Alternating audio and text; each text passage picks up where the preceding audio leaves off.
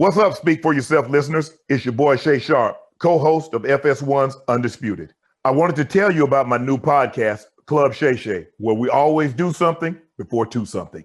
Each week, I sit down with a guest for a drink and conversation, and as host and proprietor of Club Shay Shay, I've welcomed in esteemed guests such as Snoop Dogg, Floyd Money Mayweather, LeVar Ball, Isaiah Thomas, just to mention a few. Whether I'm talking to an athlete, a musician, an actor, or a lifelong friend, Club Shay Shay is a place where people share inspiring and motivational stories about their journeys to prominence. The new episode drops every Monday on Apple Podcasts, Spotify, or wherever you get your podcasts. Subscribe to Club Shay Shay now and make sure you never miss a new episode. Now, back to Speak For Yourself.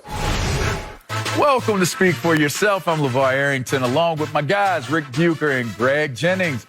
We're in for Wiley and Acho, but let's get going on our top story, delivered by Pizza Hut. Order today at pizzahut.com. Go Pizza Hut, yeah. Tom Brady, he's got 1 year left on his current deal, but we could see him in a Bucs uniform beyond next season. Reports say Tampa's GM is expected to start discussions with Brady's agent on an extension. An additional season would keep the Super Bowl champ in Tampa past his 45th birthday. That's old. So G&J, should the Bucs give Tom Brady an extension this offseason? What? Wait a minute. Hold on. Hold up. I would err on the side of caution. Okay. Like, I'm all about Tom Brady. I'm all sold on everything that he provides. However, there are so many unknowns when it comes to his age. And I get it. We're all waiting for the day and the demise of Tom Brady because of Father Time. However, like, he's been very productive, vastly productive. His stats show that this year that he can produce. But there's this uncharted territory where you're talking about a quarterback that's going to be 44 years old once the season starts. And I get it. We're all talking about his age once again. And Greg, he's proven that he can defy that time. Yes, he has. But if I'm the Tampa Bay Buccaneers, I wait a minute. And Tom Brady understands that, hopefully, because we will communicate that to him. But I can't just lock in a quarterback that's going to be 44, 45 years of age without seeing some signs of what he's going to look like coming back next year. I know what you provided for me. And yes, thank you so much for bringing the Super Bowl and the championship and the Lombardi Trophy back to Tampa. But Tom Brady, man, I hate to say it to you, but I gotta err on the side of caution just for a minute. Just a brief pause, my friends. Let me ask you this one, G&J. Do you want Tom Brady to play for your team next year? Of course. Okay. Do you want Levante David to play for that same team? Absolutely. Do you want Chris Godwin to play for that team? I do. I would love that. Okay, so think about this. The reason why you're going to do this and the reason why I think they should give him the extension is his cap hit, $28.37. $28 million. That's the seventh largest cap hit in the National Football League. So when I look at them doing this restructuring, it's not really to sign Tom Brady to a long-term contract. It's to lower that impact of what that salary number is, that cap number is right now. They're doing this so they can add as much room as they possibly can. They're going to have to grab as much money and scrape as much money as they can. They're going to have to find it if they're going to be able to sign all of these valuable pieces to the puzzle to win another championship. So I think it's a prudent move by the Tampa Bay Buccaneers to do it. And I think that it's wise in the sense that, okay, we show a little good faith, good nature to Tom Brady, but we lower that cap number, right? And we're able to try to sign some more free agents. Rick, I think it's just the sensible approach to this. Otherwise, there's really, it's not a discussion of do we sign Tom Brady to an extension to make sure we keep him happy and can keep him from becoming a free agent. It's to be able to sign the free agents that you have right now. Yes, by all means, extend his contract because it is going to give you the flexibility to re-sign those other guys. And you mentioned Levante Davis. There's also Ndamukong Suh. There's also Gronk. Like, there are a lot of pieces that made them Super Bowl champs this year. And as much as we talk about Tom Brady and Godwin and all the pieces, Leonard Fournette, all the pieces that made them champions on the offensive side of the ball, their defense had a huge part in it. Yes, and they have some of the most valuable pieces. Shaq Barrett is another piece that is a free agent that you've got to bring back. So it is, to Greg's point, you are mortgaging your future to somewhat. This is not that I am buying that at 45 or that at some point the Tampa Bay Buccaneers may pay the price for extending Tom Brady, that he could well fall off a cliff when it comes to performance. But when I look at the NFC and I look at the NFL overall, if the Tampa Bay Buccaneers run it back with pretty much what they have, then I got to consider them the favorites to win it again. And I'll mortgage my future in order to have a second chance. If it was, hey, look, we had our run and that's it, then I might look at this different. But under the circumstances, getting the cap room to maintain what you have, even if it means that you may fall off a cliff with Tom Brady 2 years from now, I believe is worth it. So I don't even think that it's so much about the falling off the cliff. And I completely hear you guys. And if the question were, do you extend Tom Brady to save cap room for the other guys to try to sign them back? The answer is undoubtedly yes, you do that. But when we're talking about Tom Brady and himself specifically, like, this is completely uncharted territory. And there's so many of us on this side of things that always talks about his age, but you got to believe that he's questioning whether or not he's going to be able to do it. This is a bit of motivation even for him that, you know what, let me see if I can convince myself, if I can prepare, if I can get ready to play at a high level, an elite level, let me say that, an elite level, Tom Brady expectation type level at the age of 44. At the age of 45, we talk about him in the running off after the game and finding his wife and what the comments that she alluded to and all of those things. Like, it is real. We don't know what the future holds for Tom Brady, but we know football is in it. And as long as football is in it, his age is going to continue to be of question and be of concern. And again, if I am in control, barring what you guys are saying, like, put that to the side. If it's just about Tom Brady, then I have to err on the side of caution. Yeah, but again, you can't put it to the side, G. You got to keep that in consideration because that's the only reason why you would do an extension. Otherwise, you just play it out. Like, I'm in total agreement with you. If you're looking at it as just playing it out with his contract the way it is, you did a 2-year deal, so go ahead and do it. But again, when you come back to that cap number and how large it is, what you're basically doing is you're saying we want to win right now. So if you're willing to renegotiate, what we'll do usually in these situations, I've been in it a few times, had it happen for me, renegotiate, restructure. Didn't always work out the way that I like for it to work out, but it did work out very nicely in terms of getting more upfront money, right? You get more guaranteed money for what it is that you're doing, but you lower what it is as it applies to how it counts against the Tampa Bay Buccaneers. So you can't separate the two. I can't say this is Tom Brady, Tom Brady's performances, Tom this, Tom that, 2, 3, 4 years from now. I'm not looking at it that way. I'm purely looking at this from the financials of it, what his contract does. I'm taking all of the major contracts that I have. I'm going to go down from top to bottom. I'm going to work through them, and I'm going to try to create as much breathing room and as space as we can to be able to sign the type of guys that we want to sign and sign them back more specifically, Rick.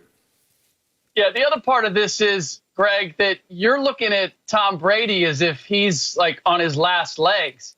Phillip Rivers and the way he looked last year, I'm not surprised that he decided to retire. He looked tired and old as the season went on. That wore him down. Tom Brady looks like one of those typical old people that move from New England or New York down to Florida, and they're rejuvenated, man. They're taking yoga classes. They're taking spin classes. They're loving life because things have been refreshed. That's the feeling that I get from Tom Brady. So I'm not I'm not the least bit concerned that he's going to lose his motivation or his desire to play the game. It's simply a matter of, does the TB12 method, does that keep him upright for 2 more years? I think that's your worry and concern about that, I think, is legitimate. But considering what's potentially on the table in terms of winning another Super Bowl, I think it's fully understandable that they would extend him a year in order to be able to keep as much of what they have right now for next season. Everything of what you guys are saying makes a lot of sense. And Rick, yes, when it comes to Tom Brady, the thought is, well, he is 43. He will be 44.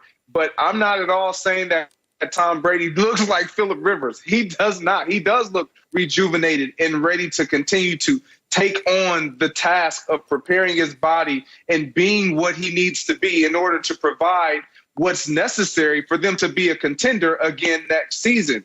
However, if I'm divvying up money and I'm banking on the oldest guy in the National Football League to lead my team beyond next year, forget even next year, beyond that season, we're going to have more conversations, and we're going to have to talk daily so I can know how you feel daily.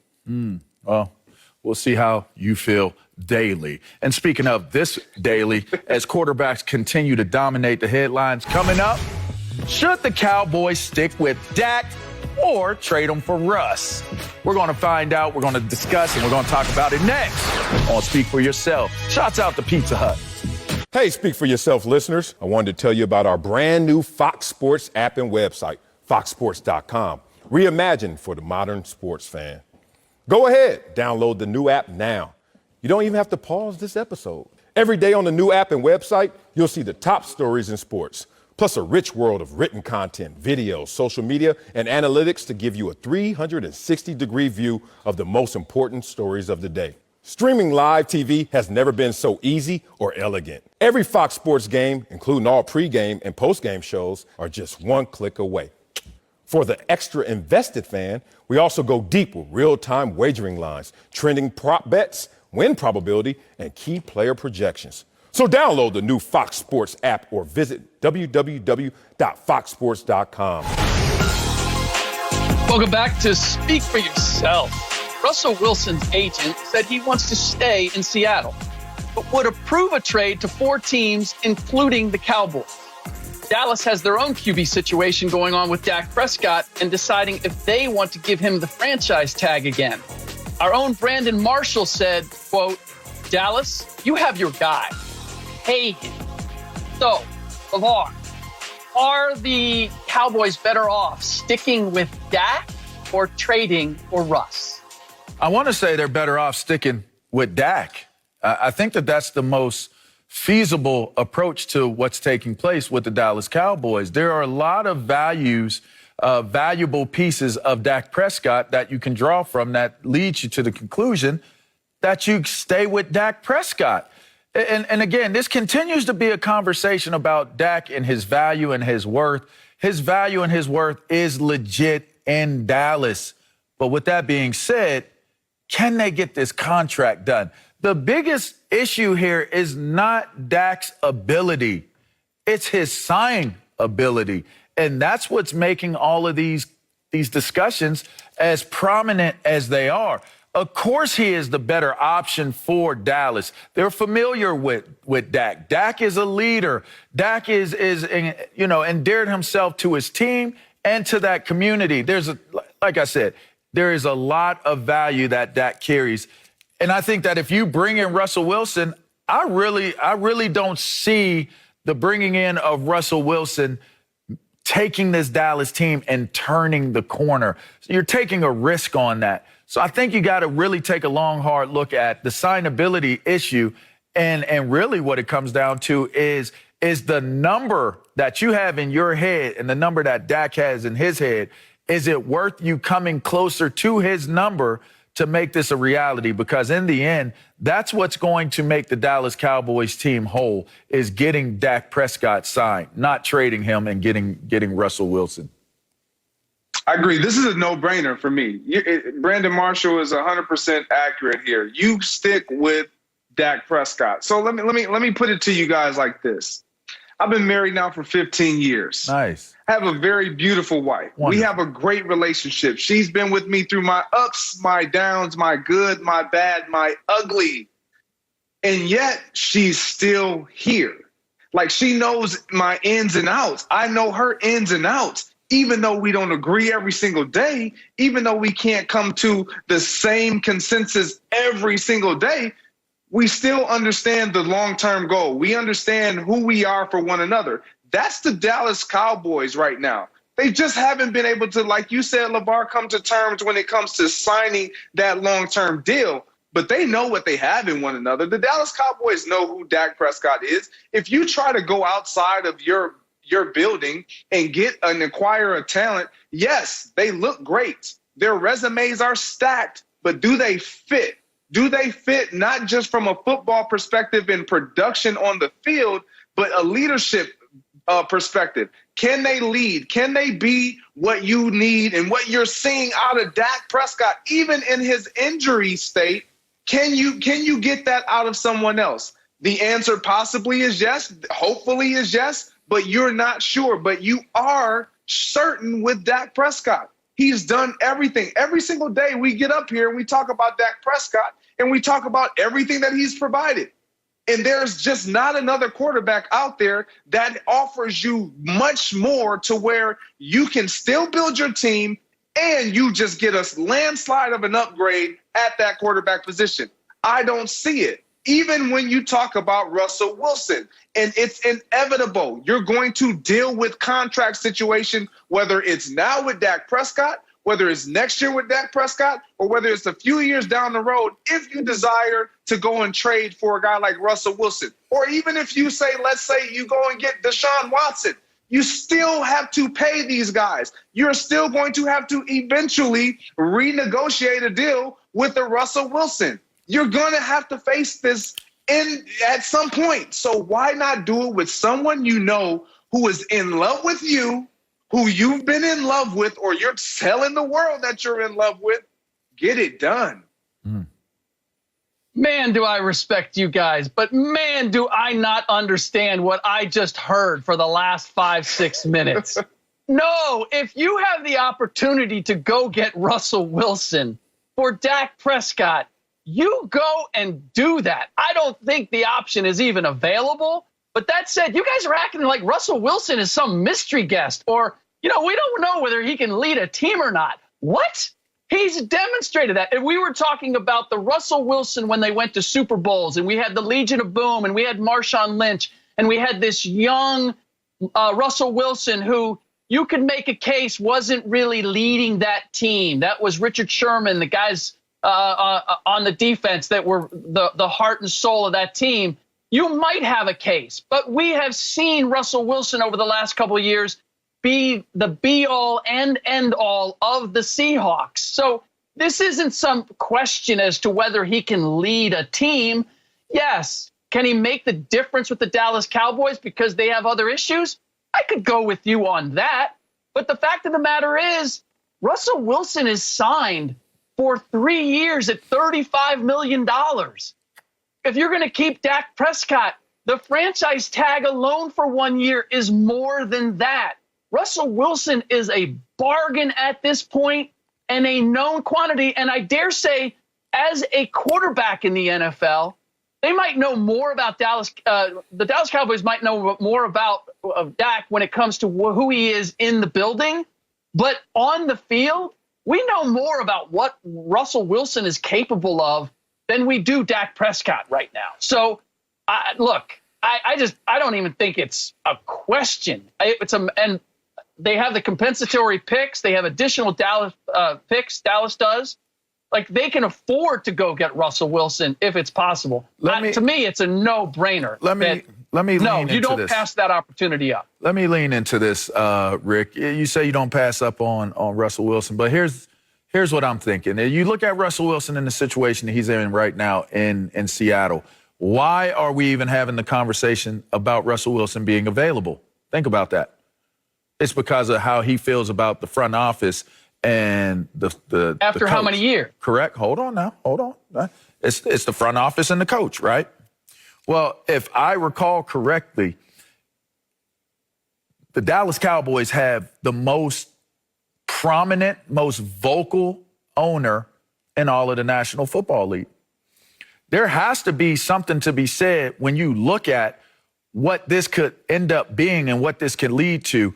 Why would Jerry Jones risk bringing in a personality and a brand as big as Russell Wilson, where I'm sitting here and I'm watching him currently where he's at, and he's not taking shots at his team anymore. He's taking shots at the coach. He's taking shots at the staff. He's taking shots at ownership for the decisions. You don't think that's justified? Whether it's justified or not, when you're in the position that Jerry Jones is in, you have to take into consideration what type of confusion that could create. I am the guy. I am the one in charge here. That's how Jerry Jones feels. You remember when the big tuna, right? Bill Parcells is there, and he said, look, you got to let me shop for some of the groceries. That was in Dallas. And that was a direct shot at Jerry Jones. So when I think about what Russell Wilson now, maybe the reasoning that you gave 2 days ago would have worked. A few days ago, before this new information has surfaced on what Russell Wilson has said about the coaching staff and how that directly impacts what they're saying and criticizing or just scrutiny of the organization, it doesn't, in my opinion, it doesn't fit well to bring in a guy with that type of personality that left the way that he did, because ultimately I'm going to have it in the back of my head at any given point in time. This dude is going to want this player. He's going to want that player. He's looking at the Tom Brady effect. Well, this is different. You're not a free agent. You don't need a quarterback in Dallas. So this isn't the Tampa Bay situation. You actually think you have a ready-to-win team in Dallas, and you have a ready-to-win quarterback that's in recovery. I don't think you disrupt that for the flash, the glitter of what it looks like in bringing Russell Wilson there, because you might ultimately walk up on a situation that you directly, Jerry Jones, the Jones family, they might have to directly navigate through, and it might not even be football related. There's no reason to put yourself in that situation, Greg. Well, look, Dallas has taken on other volatile personalities. Not and at they've the quarterback done position. Okay with them, right? Not at the quarterback's position. But I don't even put Russell in that category. Like I'm gonna look at his track record over the entire career, not what's come out the last couple of days. He's been a good soldier. He's never been a guy who has created conflict or controversy. If he's speaking up now, it's because he has, in my mind, legitimate reason to speak up. And it doesn't mean he takes that bag problems with him wherever he goes, that he's going to be a malcontent. The malcontent in Russell Wilson, regardless of what he said or how he feels about the Seahawks right now, those two ideas just don't fit in the same sentence or paragraph with me. But yet we're here. I can't be concerned that I'm taking on a problem. You have to be. Because of the way Russell Wilson feels about the Seahawks. You have to be. You have to be, I think and that doesn't qualify anything, Greg. Like, it doesn't, just because you have been a good soldier all the way through to this point, doesn't qualify you popping off and talking about the organization and talking about the coaching staff now, especially to get out. I think that's a bad look. Why would I take that chance? Well, I don't mind Russell Wilson and what he said and how he feels. Tell me. I need to know if I'm management, if I'm the head coach. I need to know. But, Rick, I want to touch on, it's not that I don't believe that Russell Wilson is a leader, that I don't believe that he can do the things that Dak Prescott can do for that team. But you haven't pieced those pieces together. They haven't married together. They haven't walked in harmony and unison. You bring in a new head coach in Mike McCarthy, and he's coming down to Dallas believing that Dak Prescott is going to be my quarterback of the future. I'm coming. Yes, you have Russell Wilson as an option, but it's not just a flip 'em trade. We make it seem like it's like, oh, yeah, Seattle wants Dak just for Russell.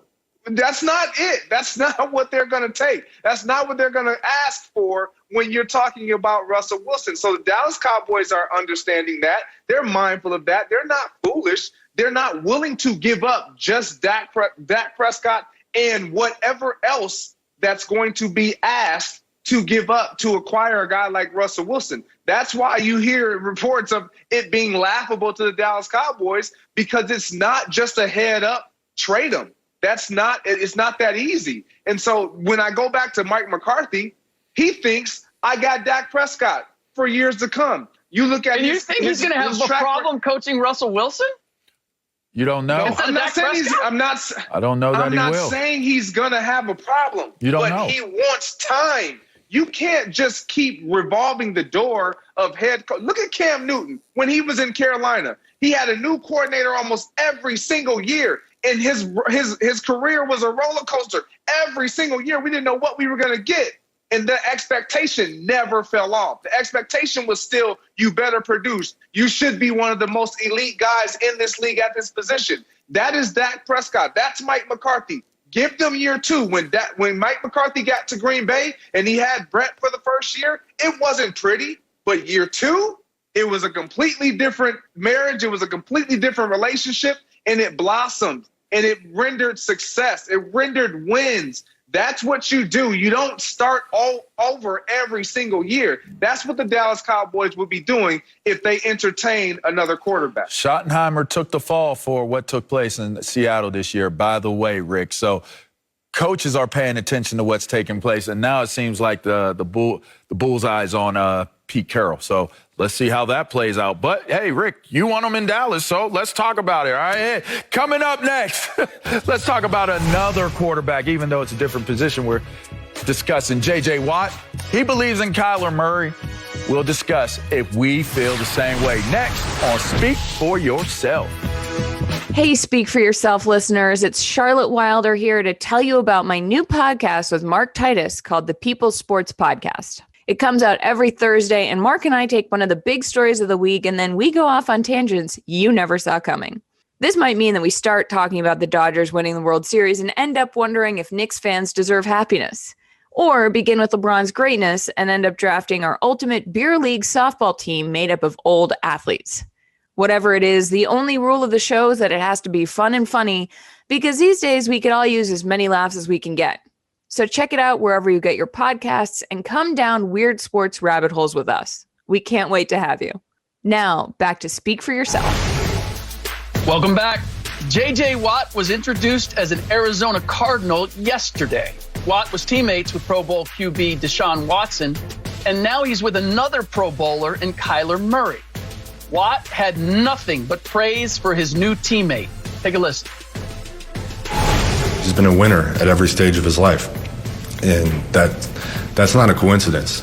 You're a winner because of the way that you work and because of the aura that you give off and because of the talent that you have. And I think that he has all of those things, and he's going to continue to win and continue to have success. And that's a part of the reason that I'm here. I told him yesterday in a text, I said, I'm here because I believe in you. And so I'm here. You have to have a quarterback in this league to have a chance, and he's our guy, and I'm looking forward to going out there and playing with him. So, LeVar, I don't know if it's possible, but do you believe in Kyler Murray as much as J.J. Watt believes in Kyler Murray? Of course I do. I don't know why you wouldn't think it's possible. Listen, when I listen to what J.J. He set a pretty high bar there. Well, I mean, when you listen to the way J.J. Watt is explaining it, it sounds like there's a true belief in what he's saying and the words that he's putting out there. So I've had an opportunity to spend a week's time with him at the Under Armour All-American game and watched his work ethic, watched his maturity level when I was even there, and knew he was special. He stood out even there. Immediately, you're like, oh, he's too small. He's short. And then you watch the way he navigates the offense, controls the offense, his poise, his delivery, his movement. He is a gifted young football player, and he's still learning what works for him at the NFL level. But we've seen so many moments of brilliance already in his short career. I'll give you a great example, or a great comparison, so to speak. Josh Allen, we like the way Josh Allen turned the corner this year, all right? You look at the first 2 years that Josh Allen had, he was a 5-6 quarterback his rookie year. Then he was a 10-6 quarterback his second year. Third year, that was when it really clicked, 13-3. And I look at his passer rating, it was a 67.9 his rookie year. You know what Kyler Murray's was his rookie season? 87.4, bro. His passing rating this year was 94.3. He is a player, and I don't know why we're looking at him as if he's not good enough. And with Kingsbury being his coach and being aware of who he is, why we're looking at this team and not taking them as a serious potential threat in the NFC West. And obviously, J.J. Watt believes it, and he sees something for him to choose them over some of the, well, including a Buffalo Bills team. So, Greg, I believe and I buy into it. I'm glad you buy into it, and JJ does. That's all I guess that matters. I don't. I don't. And before you think that I'm about to just bag on Kyler Murray, it's not just solely because of Kyler Murray. I believe he's going to be a great talent. I said the year he came out, he's going to be a transcendent talent. I do believe that. But the trajectory and the timetable, when I look at my time clock, and I look at what J.J. Watt signed for in that time frame, it's going to run out on you, boss. I don't see J.J. Watt being able to experience that. And so, and it's more to it than just what you do on the football field. Let's dive a little deeper. You talked about the work ethic. Well, I had an opportunity to watch this team play, speak with Kyler Murray, and to call their game. And one of the things that came up as we were calling this game and talking to this team was just work ethic. Yes, they believe that he can get it done, but his availability is not day to day. It's not daily. It's not all the time. And when you look at the quarterback position and you talk about practice habits, you talk about being available to get better, to throw balls to your star receiver in D-Hop. D. Hopkins doesn't practice every day. And you look at J.J. Watt and you're asking, this is where I question it, because J.J. Watt is a lunch pail guy. He's a guy that wants to do it right every single day, every single moment, not just in the brightest of lights on Sundays and on game day, but during practice, during the week. He's all about the preparation. And this is where I believe that Kyler Murray could potentially learn a lot from J.J. Watt, because from what I hear, he's not on the practice field every single day. The bangs and the nicks and the bruises at the quarterback position have kept him sidelined some days during practice. And as a year two guy, you got a question like, what is that all about? And I truly believe, yes, everybody knows how special of a talent he is. But sometimes when everybody knows and everybody's telling you how great you are, it kind of goes to your head a little bit. And I sense a little sense of entitlement and just this aura of, I got this no matter what with Kyler Murray. And yes, you got to have that, but there's a fine line you got to walk with having that. And that's where my concern is with Kyler Murray. He is a talented individual, but I believe he has time to mature into that. And J.J. Watt will not be there to see that happen. No, I don't believe that I have as much confidence in Kyler Murray as J.J. Watt does. And because in part, I'm not sure exactly what J.J. Watt believes. I know what he says, but over the last few days when he gave his reasons for why he was leaving the Texans and where he wanted to go and what he wanted to have, and it hasn't all matched up. And again, if we're talking about the criteria of the quarterback being the thing that was selling him, he had opportunities. I mean, is he saying that he believes that Kyler Murray is better than Aaron Rodgers, or he has more of a chance of going someplace with Kyler Murray than Aaron Rodgers or Patrick Mahomes or Josh Allen or even Ryan Tannehill? If he believes that, then I certainly don't believe in Kyler Murray to the level that J.J. Watt does. And look, I downgraded. I was somewhat negative on Kyler in yesterday's show, and unfairly so, because as you guys said, he is a special talent. He has things, he does things that you cannot teach. But as dynamic as he is, he's also demonstrated that he's inconsistent and unpredictable. If you look at his performance from game to game, quarter to quarter, there are times where he's extraordinary and digs them out of holes. But a lot of times those are holes that he himself helped create. So it's very exciting. It's very entertaining. But in terms of where J.J. Watt wants to go, I'm not sure that it's ultimately successful. Not as successful, anyway, as some of the other options that he had if quarterback was really driving his decision. Let me reframe this so it makes a little bit more sense as to why it makes sense to why J.J. Watt said what he said. Look at this defense. And you take this defense into consideration, it has top defense potential. It has top defense players on it. You join this defense as a leader, and you feel as though this defense can be an elite defense. So when you're talking about your belief on the other side of the ball, J.J. Watt doesn't play offense. So when I say I need a quarterback as a defender, I'm saying to myself, that quarterback should be smart enough, that coach that's leading this team should be smart enough to know what is going to make things happen, like something like what happened in Seattle, right? These things happen. What was happening in San Francisco when they made it to the Super Bowl, in Baltimore, Pittsburgh. There are so many different examples of teams that have understood that you can have an elite quarterback, but that elite quarterback becomes elite by understanding what it is they have going on with their defense. Look at Eli Manning. He benefited in getting 2 Super Bowls off of being an elite quarterback with an amazing defense. So when I look at what J.J. Watt is saying, J.J. is saying, look, we got this defense that we putting together, and I know me coming on here makes this a much more elite defense, or capabilities of being an elite defense, top 10 defense. So all I need you to do, Kyler, is be special within yourself. You don't have to be special outside of yourself. You don't have to be Aaron Rodgers. You don't have to be Tom Brady. You don't have to be one of these guys. Just be special within yourself. You've got enough talent on this team to be able to move the ball and score enough points for us to keep enough points off of the board for us to have a harmonious relationship between the two. I think that's how J.J. Watt is approaching this. LeVar, you my guy, and I want to believe what you're selling it's believable. right now. But when it could I believe be it. if I didn't know any better, it could be. Because when I look at this, as much as this defense is going to look really good on paper, and they will, they still have yet to play together. And when I look in that division, I look at the Rams and I say, oh, well, is this defense even on paper better than that defense? No.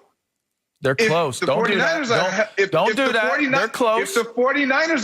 If the 49ers are healthy, is this defense better than that defense? Yes. No. Yes. So, no, they are not. Yes, they are. No, they are not. And so I look at that, and there's going to have to be something that drastically happens for this team to then just catapult themselves up on top. You mentioned Josh Allen in your first whirl at this. Yes. And you talked about in year 3 how he took that great leap and that team took over that division. Yep. What happened within that division that was catastrophic, that was drastic? Tom Brady left. Tom Brady was no longer there. He was no longer present. You look at what this division looks like. If Russell Wilson leaves, okay, maybe. But you acquire Matt Stafford in the Los Angeles Rams. You get back healthy as a Super Bowl contending team, the 49ers 2 years ago, and you expect all of a sudden for me to believe that Kyler Murray and this great potential of a defense is going to just catapult themselves or just leapfrog over those two teams. And I'm not even talking about Russell Wilson and the Seattle Seahawks. Like, I just don't see it. So, Rick, I'm with you. I'm not sure what J.J. Watt really wants or what he's believing, but it doesn't matter. He signed the contract. He's going to be with the Arizona Cardinals. I wish him all the best, and I hope that all of his dreams come true. Y'all so funny. Look, I think it's so funny. LeVar, you're saying that J.J. Watt is telling Kyler Murray, you don't have to be special. We got the defense over here. You just need to be consistent. That's correct. J.J. Watt is saying Kyler Murray is special. He's saying, I'm here because Kyler Murray is special. And again, in a certain light, in a certain context, I could make the case that Kyler Murray is special. Can I make the case that he's special when it comes to the NFC West? Not considering the teams he has to go up against and not considering the quarterbacks that are in the rest of that division. So again, I get back to, this is less about Kyler Murray. This really isn't about Kyler Murray. This is about J.J. Watt. Like, I thought I knew who J.J. Watt was based on how he played and how he spoke and all the things he did in Houston. But I got to tell you, man, he's had me scratching my head about what does he really say? Like, what does he really mean? What's really driving him? And this is just the latest example. You know, it's interesting that you guys would try to make these silly laughing moments to your points. But, you know, Kyler Murray did split with the 49ers. He did split with the Seahawks this 2020 season. So I don't have a problem they haven't touched those Rams. They split with them. They lost to the Rams. That's the only team that swept them was the Rams. And that's the only team that has a better quarterback. That's the only team that I said they have to prepare to be able to beat. So if you're splitting with the 49ers right now and you're splitting with the Seahawks 49ers right now, you know, horseshoes and hand grenades. I mean, I'm just saying, you know, almost coulda, woulda, shoulda. All I'm saying here is Kyler Murray is legit. J.J. Watt makes that defense even more legit. And the team that you got to go after is the Rams, which is the same team that everybody else in that division has to go after right now. If I'm J.J. Watt, I feel like that's a great situation. That's just me. But, hey, we're going to keep moving, all right? Coming up next, our man James Harden. He returns to Houston tonight. We'll tell you what to expect. That's next. Coming up, speak for yourself. Welcome back to the show. James Harden, he's been on fire, and tonight he returns to Houston to play his old team. The former MVP had a messy exit, but yesterday he said, the love and the appreciation that I've given that city, I'm hoping that the favor can be returned. We're joined by the GOAT, Chris Broussard, and his homie. You know, we want to hear from Rick. What do you think? What do you expect tonight? I would expect boos from whoever ends up showing up in the building. Texas is wide open. I don't know. Texas being wide open, according to the governor, means it's going to be wide open and allow everybody into the arena. I don't think the NBA is planning to take that approach. Nonetheless, I don't expect that he's going to get a heartfelt welcome back to the city. And I actually could see where the Houston Rockets, who have lost 12 in a row, get it. The players weren't happy about what James Harden was suggesting about them when he left. I could see them motivated to end the 12-game losing streak that they're on right now. But if Harden is expecting to be welcomed back by anybody, whether it's the team or it's the fans, he is sadly mistaken. I don't see that happening. And I have a little bit of an issue with owner Tillman Fertitta deciding to come out and say that, yeah, you know what, we're going to retire James Harden's uniform because all he did for us in Houston. Not discounting what James Harden did in a Rockets uniform, but the emotions over him leaving and how he left, those are still raw. And the people in Houston don't care at all that he has put it back together in Brooklyn and is having the success that he's having with the Brooklyn Nets. If anything, that only digs the wound a little bit deeper in terms of him leaving and how he left.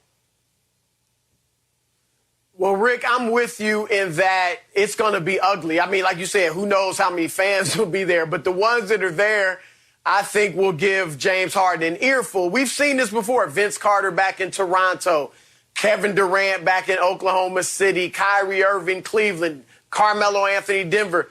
He's going to get booed, and that's fine. I think that's actually what they should do. Time will heal the wounds. Where I disagree with you, Rick, I liked what Tillman Fertitta came out and said. First of all, it's obvious. We know he's the second best player in franchise history behind Hakeem Olajuwon, which is saying a lot. That's a great franchise. They've had some awesome players, but I feel comfortable saying Harden's number 2. But I like that Fertitta came out and said this because I think that makes him look like the bigger person. And obviously he was stung by Harden leaving. It hurt his pocketbook probably by Harden leaving. But for him to come out and acknowledge how great Harden was there and that his number will be in the rafters, I liked that. I thought it showed class. And I don't expect the fans to show class tonight to Harden, and I'm good with that. They can show him class when he comes back, next season or something like that. Brew, look, recognizing what James Harden did for them, having some sort of a tribute video or a highlight video or thanking him for the years that he was there, I'm okay with that. But we're going to anoint him. We're going to give him the special recognition that comes with having the number retired in light of how the fans are going to feel. I just think it lands wrong. Tillman Fertitta is supposedly in the hospitality business. You're not. You might be serving James Harden in this instance. You're not serving your fans who feel some kind of way about James Harden right now. I just think it's way overboard and trying too hard to say, yeah, everything's good, everything's copacetic with James. I don't need that right now. And it's one thing for him to leave. It's another thing for him to dog it in order to get out of there. And granted, I put some of this on Fertitta and the Rockets because Harden did let them know during the offseason, I don't want to be here. Move me. And they were taking their sweet time and doing it. And as a result, James decided, you know what, I got to show them how much I don't want to be here. I'm going to start half-assing it. And he did. But I just can't reward that behavior, even if it worked out for James, even if they somehow had a part in it, the Rockets, that is, reward that by he's not even in the building yet. And you're going, oh, and by the way, we're going to retire and we're going to consider him an all-time great. I have no problem with them doing it down the road, doing it right out of the gate at this point, months after he forced his way out. It just, it feels like an overreaction and unnecessary. And fans don't react to overreaction situations the right way. That's why fan is short for a fanatic. It's not going to be a warm, fuzzy reception for James Harden. You're not going to get the same courtesy that you believe you gave to Houston and the fan base when you come to this game.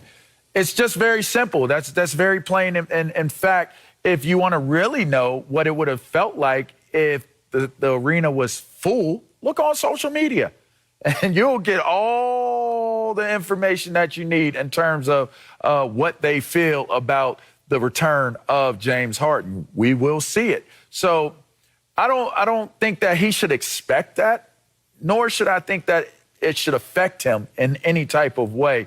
In fact, he should feed off of the negativity because he tried to get away from that. He wanted to get away from what he felt was that negativity that he felt like wasn't a place where he could get to that ultimate goal of winning the championship. I think that he handled it in a way where if you were happy about the way things ended with James Harden when this season started and how he left and was traded, I think that that's tongue-in-cheek to put that out in the media to say, I hope that same courtesy is returned back to me, because you can't possibly think that the way you handle things would warrant you to be welcomed back with a warm reception. LeVar, I'm 100% with you. I think it's delusional on James' part that he thinks that he's going to get a warm reception or that he even deserves a warm reception. And I'm not going to negate what he did for the Rockets and the value you mentioned, Chris, that he had to the organization and all that he achieved there. I'm not. But if you're believing that at this point in time, your first return to Houston, mere months after you dogged your way out and then left them with a team that is just dregs, has lost 12 in a row, then I don't know what reality you're living in where you think people are just going to forgive and forget that immediately, maybe with time, but not right now. Well, see, Rick, I don't think he's delusional because I don't think he believes what he said. Yeah, he doesn't. I think he's tossing it out there, hoping that the fans take the bait. He knows that what's in store for him. He's going to get booed severely by the 500 or 3,000 fans or whatever show up. But he's tossing it out there, hoping that they say, well, and James is helping people in Houston with all the troubles we've had with the weather recently. He was a good guy. He's just hoping. It's wishful thinking. But, Rick, let me say this.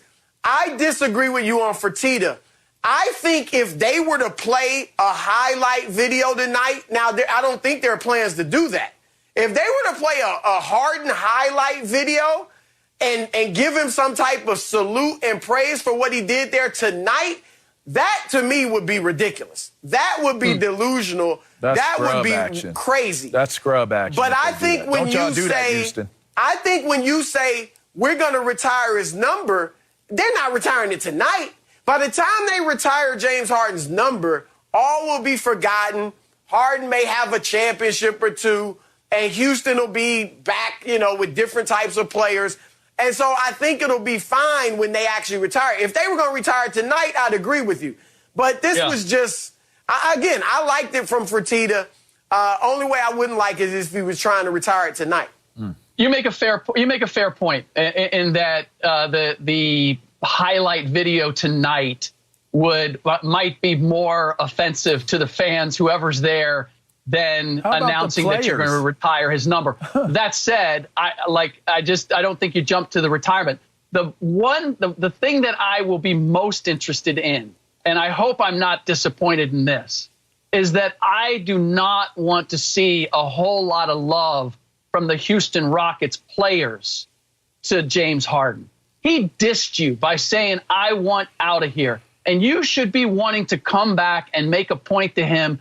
We may not be good. We may have lost 12 in a row, but we're still going to kick your ass. Because otherwise, it really puts that would be the worst look possible. If I see a lot of hugs and embraces and you're my guy beforehand, man, I'm just going to look at the Houston Rockets and say, I really don't need to watch you for the rest of the year because you just don't have enough pride to stand up to the guy who said, I'm not good enough to play with you, James. You need to go someplace else because you can't get it done here. I feel you. I did not like what he did to his teammates. And if I'm John Wall, I'm definitely salty. What about, though, the guys he did go to war with? The Eric Gordons, PJ guys Tucker? like I could see them giving him a hug. Yeah, I could see a little hug between them because they probably can say he's not talking about us. I mean, we were to wars. But they're friends away from the game. I mean, you're not going to. Maybe afterward. I don't want it all love and roses. I will coming say into that this. game. When I played, I would be disappointed if Wall did that. I agree with Wall because Wall's a perennial All-Star. And Harden treated him like a scrub. When I had the opportunity to play against my former team, my friends were upset that I didn't come to midfield and give them hugs and shake their hands. It's just, I think it depends on the mindset and the personality of the people that you're dealing with. I don't think it's necessarily right or wrong if Harden and PJ and other guys that are friends embrace each other, hug each other. You see that happen before the tip. You see that happen a few times, hard foul, whatever it may be. But I will say this, it'd be interesting if they played that tribute video of James Harden to get under the skin of your players, because you said the fans would be offended by them playing a tribute video. Imagine if you're a player and your team is struggling and they play a tribute video, the guy that's maybe the hottest player in the NBA right now in your own spot. I might turn it up a little bit and be like, the nerve of these dudes to actually play this tribute video for James Harden, and he wanted out of here. But anyway, digress. Guys, how does it end? Do you feel like he answers it the right way or not? Does he answer the call? Negativity and all? The Rockets are going to get destroyed tonight, and Harden's either going to have a triple-double or go for 40-something. That's what I'm predicting. You're probably right. Everything would say you're right. I hope that the Rockets have enough pride and enough gumption to say, if we're ever going to play one good game for the remainder of this season, it's going to be tonight. Well, you got one pick right there, guys. So before we head to the break, make sure to enter the Fox Bet Super 6 NBA contest for a chance to win $25,000. Pick the outcomes of 6 games today, and you download the app and go there now, play for free, and you have a chance to win. So make sure you check it out. We already gave you a pick. Anyway, coming up next, Zion, he's not in the dunk contest. But is that the right decision? We'll discuss that next. Speak for yourself. Welcome back to Speak for Yourself. The Slam Dunk Contest will take place at halftime of the All-Star Game on Sunday, but Zion Williamson will not be in it.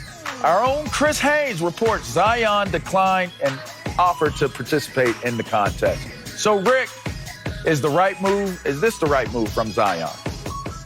Yes, it is the right move for a couple of reasons. The first being that this is an unusual All-Star weekend.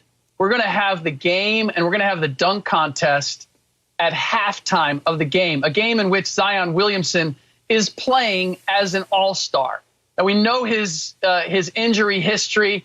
I don't like the idea of a guy with his health concerns in the past playing a game and then having a dunk contest at halftime and then playing the rest of the game. Nobody's gotten hurt, to my knowledge, performing in the dunk contest. But nobody's ever had to perform in the dunk contest at halftime, even be it an all-star game. So that and the fact that I think he wants to get away from being viewed as a dunker, that he has more game than that. And I think he has some to prove. Certainly demonstrated that he has the skills capable of being more than that. But I think there's more to be proved there. And so I have no problem. For selfish reasons, I'd love to see him in it. But the fact that he made this decision, I think ultimately if I was his agent or his trainer or Stan Van Gundy, I'd say I'm good with you making this decision. Yeah, I really would like to say that he's making a mistake because, as you said, Rick, I want to see him. I want to see him in the dunk contest. I do think it obviously would add a lot of excitement to it. But with it being at halftime, that's just hard. I actually don't like it, period. I think they should have it before the game. I don't understand why they're doing this at halftime. I think that's going to take a lot away from it.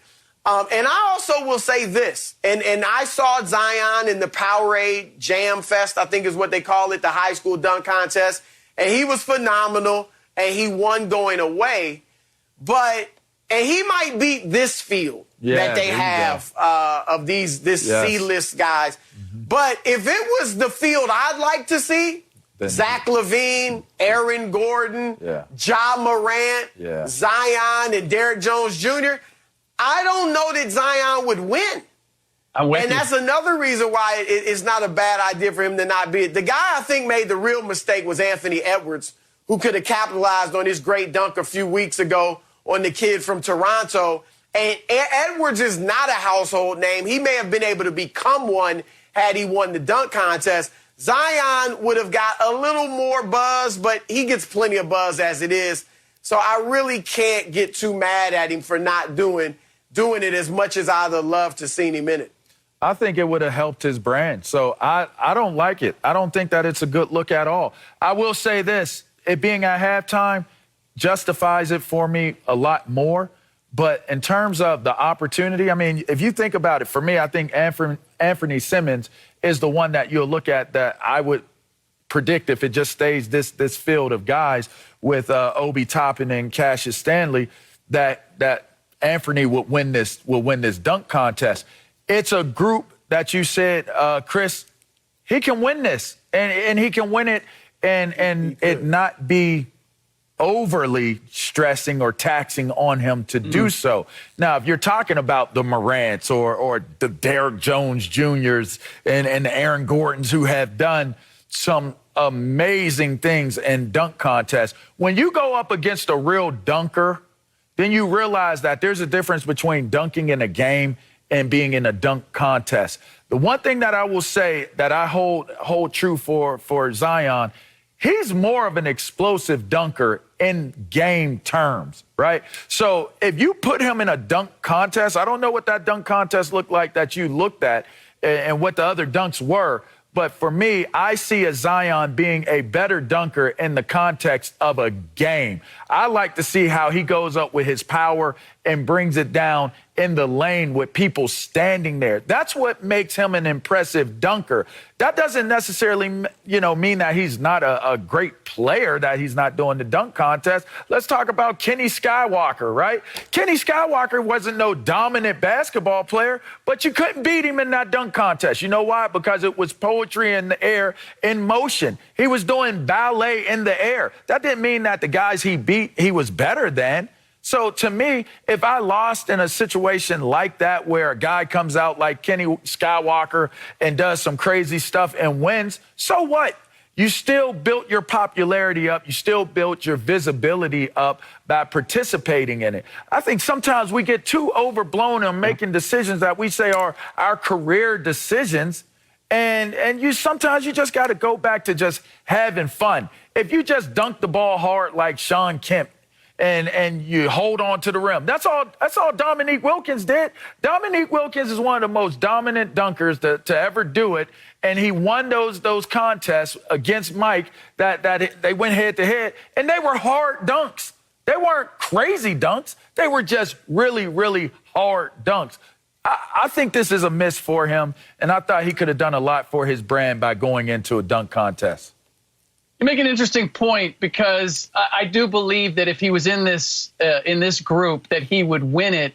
And I don't even believe that there would be the downside if he didn't win it. Like, we'd suddenly look at him as a different type of dunker because he is so electric dunking in games. We'd look at it and go, well, Sean Kemp was in dunk contest and he didn't win, but it was because he's got small hands and because ultimately he wasn't able to flush it or cup it one-handed. So I find that interesting. The disappointing part for me, other than not getting to see him in a dunk contest, is that this used to be a rite of passage for every young star coming into the league who had a certain degree of athleticism.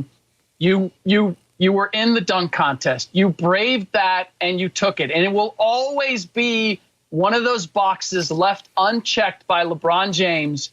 And the factor that I think he was looking at his brand, and he wasn't certain that he would be able to win a dunk contest or dunk as well in a contest as he does in games, and he shied away from it.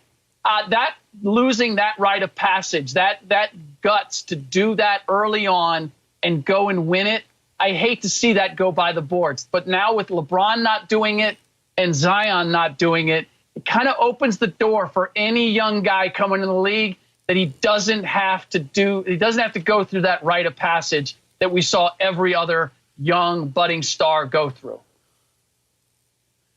Yeah, it did, I think, start with LeBron, Rick, with him, because Vince Carter, Tracy McGrady, Steve Francis, as you said, Kobe. we didn't expect Magic Johnson or Larry Bird to be in it, because they didn't have great athleticism, even though they were great players. But the guys that did have that degree of athleticism did usually go in the dunk contest. But I'm going to point to what LeVar said as to why I've never been down on LeBron for not doing it. I don't think LeBron would have been a great dunk contest dunker. He's a great game dunker. But I think he would have had to do just these incredible feats or almost skit-type dunks that Dwight Howard did. I thought Dwight wouldn't be good, but he came up with such creative ideas that it was an incredible display. But that's the only way LeBron wins it to me. That pullback windmill that he always does wouldn't have won the dunk contest if it was a good field. And here's where I disagree with you, though, LeVar. At least from what I saw in the dunk contest in high school with Zion, I think Zion would have been a good dunk contest dunker. Better than LeBron. But I don't know if the best dunkers in the league, I don't think it would have been better than Zach LaVine or Aaron Gordon or some of the other guys that I mentioned. But that's the point. But this is a year he could have probably won it. Yeah, you can't just go through your legs and dunk anymore. Like, that was like the thing. Like, right. Like, did he just go through his leg? Man, dudes do that in games now. They do it in games. So I think he could have won this, but I think he did himself a little disservice by not competing in it just for rep's sake, just for hype's sake, just for your Zion. Like, we know who you are. You're the man. Like, you're known for dunking. Like, give us this. Like, let us have this. I don't care if you just do regular power dunks, like I said, but do it with some oomph, right? Do it like you said. Dwight Howard brought it with some attitude and some skits and made you laugh, made it fun, put a cape on. Like, I'm not saying you got to be a clown, like clown around about it, and I'm not saying Dwight's a clown. I'm saying clown around, have fun with it, but go out there and give the people what they want, because ultimately you are trying to transcend being just a good basketball player. You want to be looked at as a great basketball player. And I think stuff like this, within obviously the history of the game, is it's relevant. But anyways, I digress. Coming up, Baker Mayfield. He had a great season this year, but will he have an even better year this upcoming year? So we'll discuss that next on Speak for Yourself. Sunday, the best season ever continues in Las Vegas as the NASCAR Cup Series looks to put on a show in Sin City. The action heats up at 3:30 Eastern on Fox and anywhere on the Fox Sports app. Welcome back. Baker Mayfield helped lead the Browns to their best record since 1994, including his first playoff win. Baker also finished the season with his fewest interceptions, and his coach, Kevin Stefanski, still sees room for improvement. Take a listen. I wouldn't put any parameters on any of our guys when it comes to their trajectory. I would just tell you, I know he can continue to get better. He's another person that is eager to get better. He's chomping at the bit. I think you all know this about Baker. He works really, really hard at his craft. And I think that's something when you do that, you got a chance. So, LeVar, do you expect to see an improved Baker Mayfield next season? Yes, I do. I do expect to see an improved Baker Mayfield. I believe he's weathered the storm, the proverbial storm, so to speak. He's handled coaching changes. He's handled tremendous scrutiny. And now you look at what he was able to accomplish, making it into the postseason, getting out of the first round, knocking off the big brother of the division in the AFC North of the Pittsburgh Steelers. I believe as Baker Mayfield looks at what's taking place with his career and what he's been able to accomplish, he will build on that and he will be much more confident. He's got a familiarity with Kevin Stefanski now. I look at him being one of those type of guys that he may make a tremendous jump. He might not just be better. He might make a tremendous jump in terms of improvement this year. Yeah, I'm more leaning on the tremendous jump. I truly believe that Baker Mayfield is going to be much better in the years to come next year. And it's because of everything you just said. For me, as an athlete, as a competitor, when you have accomplished success, it does something for your psyche. Like your confidence goes through the roof. You stop really playing with the confidence and you play with the belief and expectation that this is who I am. And so the Browns, with them accomplishing what they did as an organization, as a franchise, as a team, within that locker room, to hear all the chatter outside for so many years, and for Baker Mayfield and this group of guys to be able to break down that barrier and get to the playoffs, not just get there, but be, as you said, LeVar, the big brother of that division, the Pittsburgh Steelers, in fashion. I truly believe that Baker Mayfield is going to play with a calmness next year, to where I've been in this system. Kevin Stefanski believes in me. We have a relationship. This is year 2, and typically year 2, things get a little bit better. The verbiage gets a little easier. The understanding, everything slows down. And so I think that is what's going to happen for Baker Mayfield. I expect nothing but special things for Baker Mayfield next year. No, I'm not expecting Baker Mayfield to improve next season. Oh, wow. I do expect that the Browns will improve on how they utilize Baker Mayfield, because for me, the jump or the improvement that he made last season really had to do with that. They were smart and discovered what Baker can and can't do, and they limited what their expectations were. And so that to me is why he was better. I expect that the Browns will get better at figuring out exactly what they should have him do. But Greg, I've never got the sense that Baker wants for confidence ever at his lowest point with the Browns. Yeah, I never got the sense that Baker's confidence ever took a dip. What I'm concerned about is that his confidence will go back to what it was. I think a lot of his problems were generated by overconfidence and an outside view of what he was capable of. And it took Stefanski and a new coaching regime to come in and go, hey, look, we got a really good defense. We got a really good running game.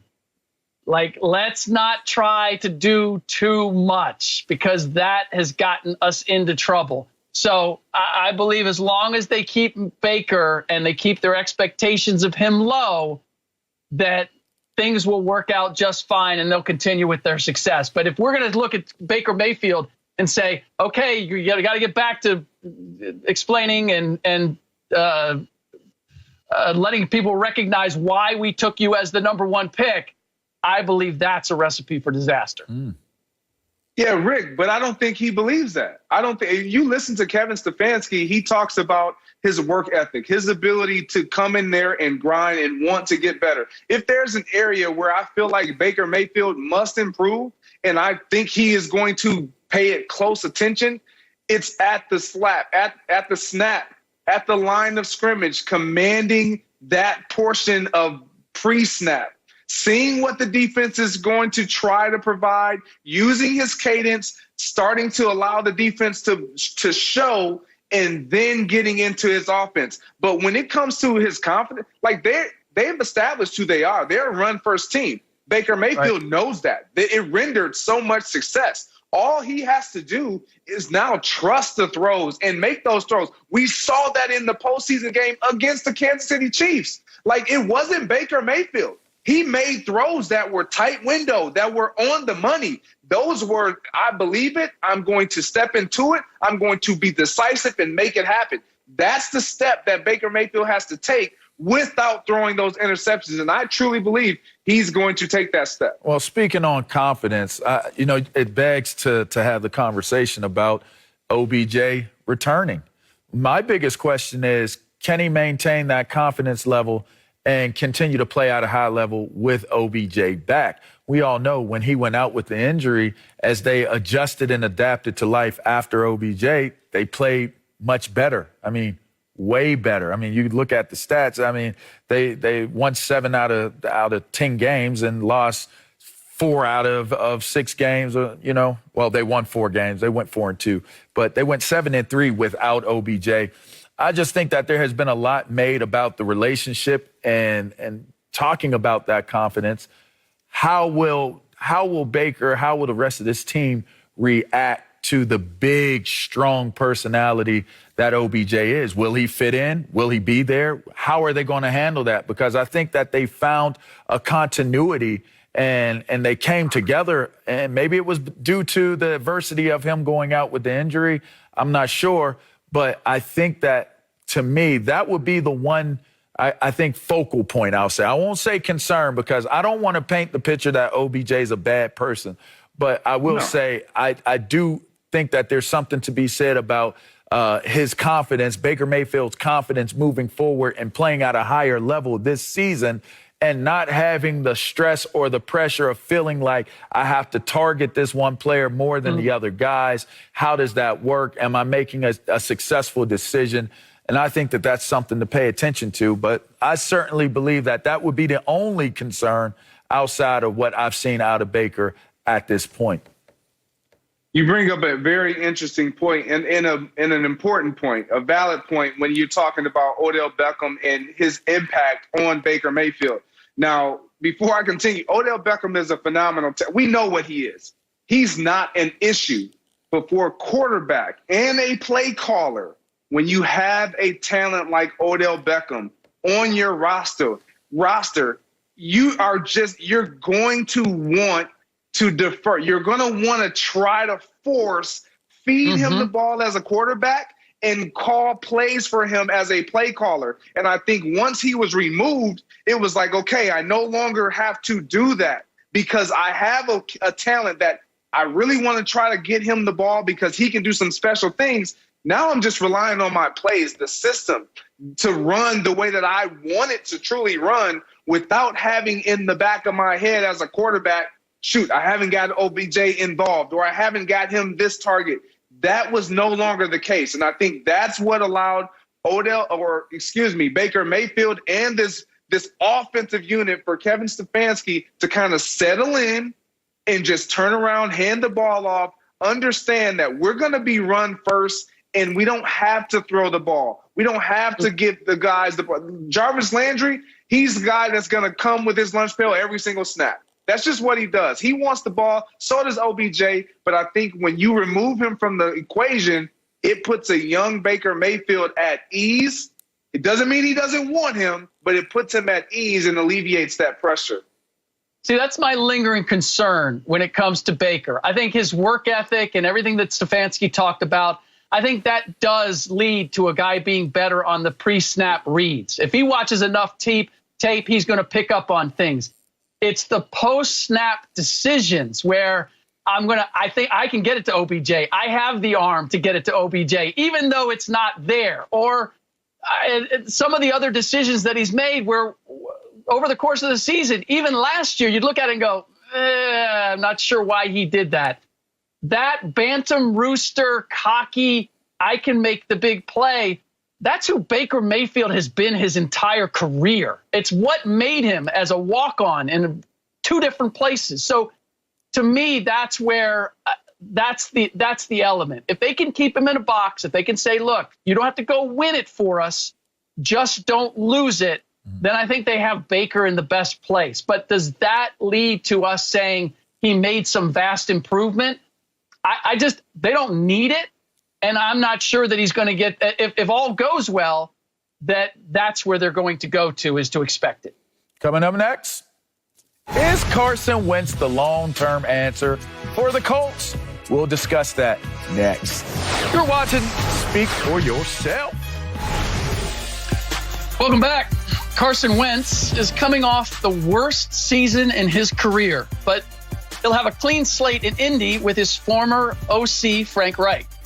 The Colts had nearly 2 decades with Peyton Manning and Andrew Luck, but had a revolving door at QB since Luck retired. Reich said the goal is to, quote, have a long-term answer at that position that you can build around. So, LeVar, are you confident that Carson Wentz is the long-term answer for the Colts at QB? Yeah, Rick, I'm not confident. And the reason why I'm not is because of availability and productivity consistency. All right, when you look at what Carson Wentz has been able to do since he's entered into the league, 2016, he was a 7-9 player, but he was there. He was available. He played 16 games. The following year, he plays 13 games. 2017, they win the Super Bowl, but he wasn't there for the Super Bowl run. So there was injuries that were involved. And then he gets the team. You know, they get rid of Foles. He gets the team. And that following year, he played 11 games and they went 5-6. He went 5-6. The next year, he has a good year. He gets 9 wins. But then the next year, he gets benched. It's a turbulent year. They go 3-8. There is no real correlation of consistent success connected to Carson Wentz. There's no consistent correlation of him being able to stay healthy and play. And those are two of the major parts of having success as a franchise, especially as a franchise quarterback.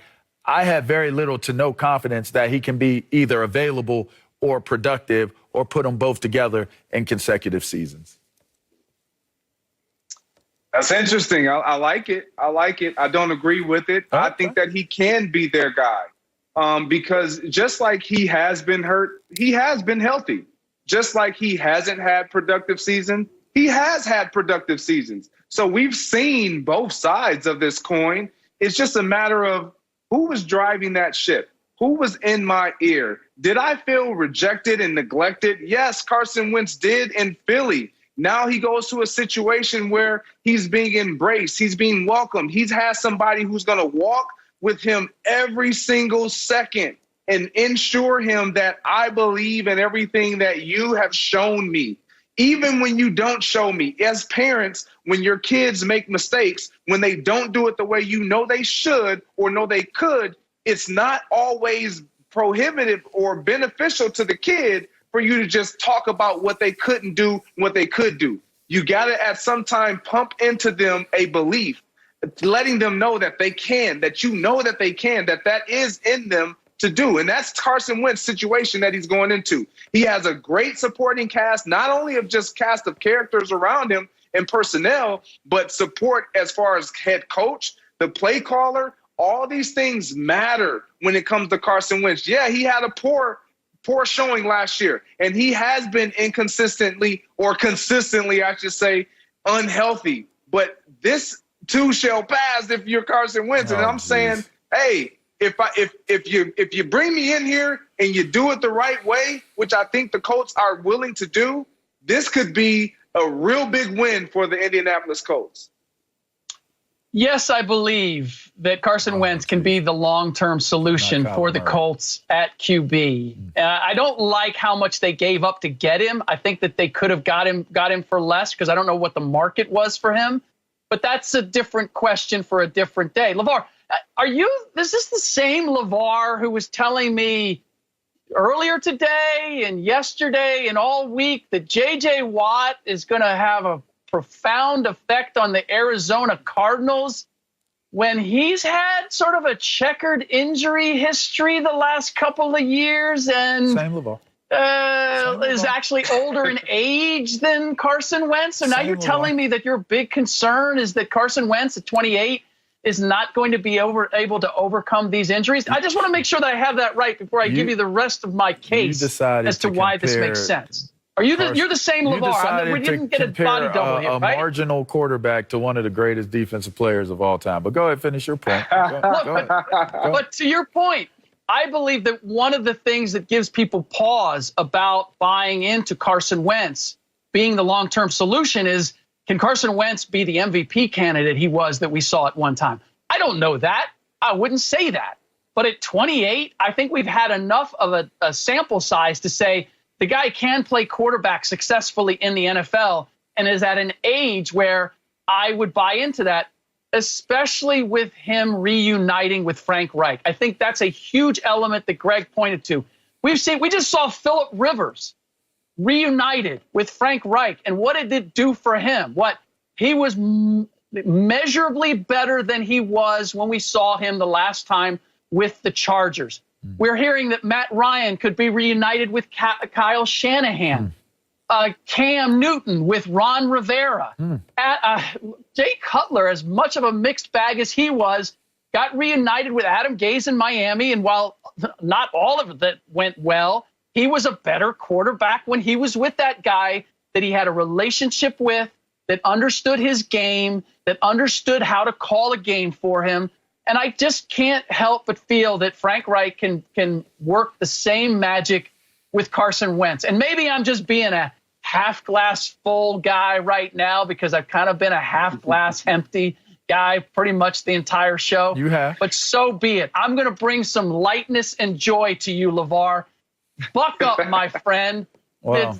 It's okay. Carson the glass Wentz is is half going to empty be okay when you've only made 16 games twice out of 5 seasons. But I'm just saying, facts are facts, and it is what it is. Coming up, we'll answer the big question in New England. Can Cam Newton still be the guy? We'll answer that next on Speak for Yourself. Welcome back. Cam Newton is back in the gym, but will it translate into a new contract with the Patriots? Cam did not have a great first year in New England, and he's set to become a free agent later this month. NFL Network says the Patriots have to assess if Cam can become the guy with upgrades on offense. So, LeVar, can Cam still be the guy with the Patriots? You know, Rick, I've consistently been the one that says that he can, and that's where he should be, and that's what should happen. But as I continue to see all of the reports that come out, and more specifically, the latest one that I've seen from Rodney Harrison, I mean, I thought it was pretty interesting and damning to look at the quote. And well, let's go to the full screen and look at it. The part that jumps out at me, I was a guy that believed in Cam. It would be a terrible mistake for Bill Belichick to bring Cam back because Cam can't play football anymore. I mean, talk about damning words from one of the legends and the greats. And, oh, by the way, is an expert that breaks down the games every weekend. So I feel like the court of public opinion is starting to build up, and it's going to become so heavy that it's not worth taking the risk to do it with Cam, which I think is sad because I really believe that they gave him an opportunity to come back into this second season out of a COVID offseason and one season under his belt, that we might see a different Cam in this upcoming season. But I just don't see it happening now because I don't feel as though they can take the risk of having a poor season based off of bringing Cam back to be the starter when they were able to actually have a decent season this year and move through this season with, I guess, justification of moving on from Tom Brady to a different guy and having the type of season that they did. So I don't see it. I don't see it working out. I'm losing the heartbeat. I'm losing the blood pressure on this one. Yeah, I'm losing steam on it, G. I'm a little shocked. I'm shocked because all this time you've been like, yeah, Cam is the guy. You got to be realistic. And for me, being realistic, and I was realistic before even Rodney Harrison made that statement. No, Cam is not the guy. And it's not just about what Cam Newton has lost. It's what the Patriots have not been willing to do and provide, it not only for Cam, but for even Tom Brady. And so what makes me believe, yeah, they have a large number that they can use, amount of dollars that they can use towards getting free agents and acquiring some talent, but they haven't done it. You look at the full screen there. He's last in passing yards, passing TDs, interception to touchdown ratio. All these statistical categories, they are on Cam, and they are on that receiving core and the lack thereof. So I just didn't see enough productivity out of Cam Newton to let me know and lead me to believe that, oh yeah, I'll see tremendous flip. I'll see it so much of a flip the switch that I got to bring him back. No, that's not the case. I just don't think he has it like that anymore. It's evident. The tape doesn't lie.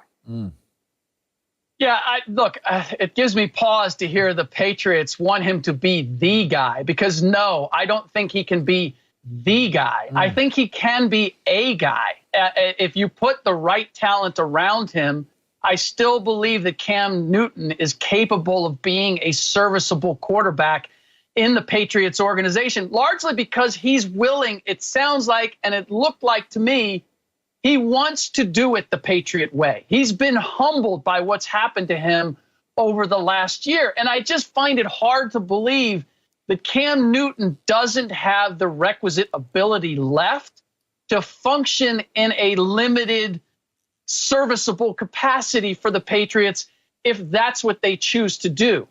But if they're looking at this as we want or need Cam to go back to what Cam was in Carolina, I don't think that's realistic. I think you're asking him to do something he can't get back to. But does he have enough left to be an effective quarterback when you ask him to do certain things? Look, I take away what happened last year. He was in a brand new system. He was asked to play a way that he's never played before. He had to go away from his athleticism for the most part and make much quicker decisions. I believe he would be better in that system in year 2 than he was in year 1. And they didn't have any talent around him either. I mean, let's be realistic. There wasn't a whole lot there to bail him out. So I think he could be a guy, not the guy.